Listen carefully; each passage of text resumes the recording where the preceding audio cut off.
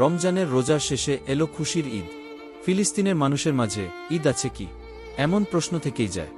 বর্তমান পুরো বিশ্ব মুসলিম ঈদ উদযাপন করছে। মার্কেটগুলোতে কেনাকাটা ও বাহারি খাবার তৈরির জন্য ব্যস্ত সময় পার করছে। কিন্তু ফিলিস্তিনি জনগোষ্ঠীর কথা কি মনে আছে সবার? বিশ্ব মুসলিম যখন বাহারি খাবার ভুরি ভোজ করছে, তখন গাজার মুসলিমরা এক বেলা খাবার পাচ্ছে না। ফিলিস্তিনের শিশুরা খাবার হিসেবে খাচ্ছে ঘাস। আজ তাদের দেখার যেন কেউ নেই, নেই তাদের থাকার ঘর, নেই কোনো খাবার।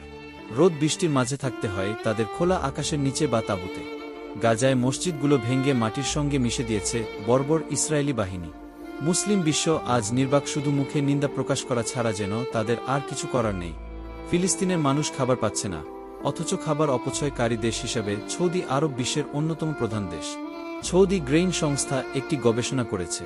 এতে বলা হয়েছে, গত বছর সৌদি আরবে যে খাদ্য অপচয় হয়েছে তার মূল্য 40.4 বিলিয়ন সৌদি রিয়াল। সৌদি আরবে প্রতি বছর 13,000 টন উটের মাংস অপচয় হয়। ফিলিস্তিনের বর্তমান অবস্থা দেখে বোঝা যায় আরব রাষ্ট্রগুলোর যেন কিছু করার নেই। আরব রাষ্ট্রগুলো আমেরিকা ও ইসরায়েলের কথা অনুযায়ী তাদের যেন চলতে হয়। আমেরিকার হুমকিতে আরব রাষ্ট্রগুলোর কিছু করতে না পারলেও ইয়েমেনের হুতি যোদ্ধারা আমেরিকা ও ইসরায়েলের উপর বরাবর হামলা চালিয়ে যাচ্ছে বীরের মতো।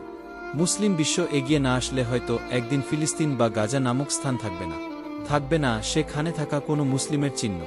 এভাবে চলতে থাকলে হয়তো বা একদিন ইসরায়েল ফিলিস্তিনের ভূখণ্ড দখল করে ফিলিস্তিনের মানুষকে বিতাড়িত বা শহীদ করে দিবে।